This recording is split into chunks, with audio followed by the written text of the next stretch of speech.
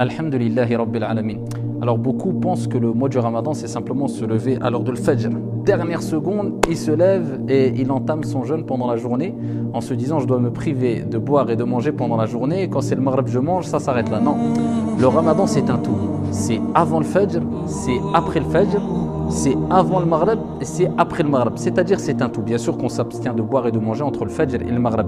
Mais c'est un mois. On ne dit pas les journées du Ramadan, c'est le mois du Ramadan. Donc il faut vivre avec ce mois et particulièrement à un moment qui est fortement recommandé. C'est-à-dire on doit être présent pendant ce moment-là.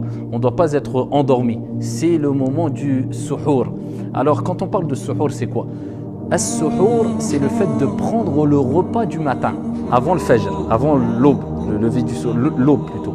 Et quand on dit sahour avec le fatha, ça, pas suhour, sahour c'est le repas qui est pris. Et suhour, c'est le fait de prendre le repas. Alors le prophète alayhi salatu wassalam nous a rappelé qu'il ne faut surtout pas manquer le sahour. Ce repas-là, il ne faut pas le rater.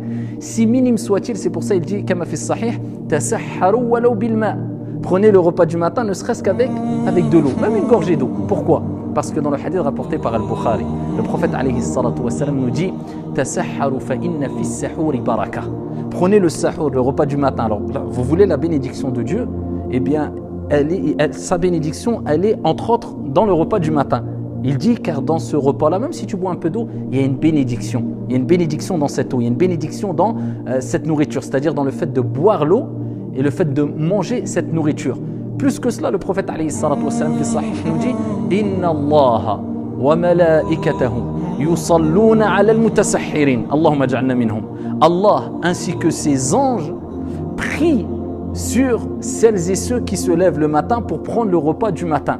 Donc c'est un repas qu'il ne faut pas rater parce qu'à travers ce repas, il y a une bénédiction pour l'âme, il y a une force pour le corps et il y a une éducation de la part de ton Seigneur. Dieu t'habitue pendant un mois à te lever, pas pour le Fajr, mais avant le Fajr. C'est-à-dire ton corps, pendant 30 jours, une trentaine de jours plutôt, pendant approximativement un mois, il s'habitue à se lever tôt le matin. Et ici, ça donne du tonus et du punch quelque part à ton corps. Et alhamdoulilah, tu as cette habitude qui peut t'être bénéfique en dehors du Ramadan parce que ça y est, tu as habitué ton corps. C'est beaucoup plus facile par la suite pour toi de te lever à le Fajr, plus que cela, avant le Fajr, pour faire ne serait-ce que 2 rak'at fi sabilillah azza wa jal. Donc ne ratez jamais le repas du matin. Que Dieu vous bénisse, que Dieu bénisse votre mois du Ramadan et qu'Allah Jalla wa Ala accepte de nous et de vous notre jeûne du Ramadan. Hafidhakumullah.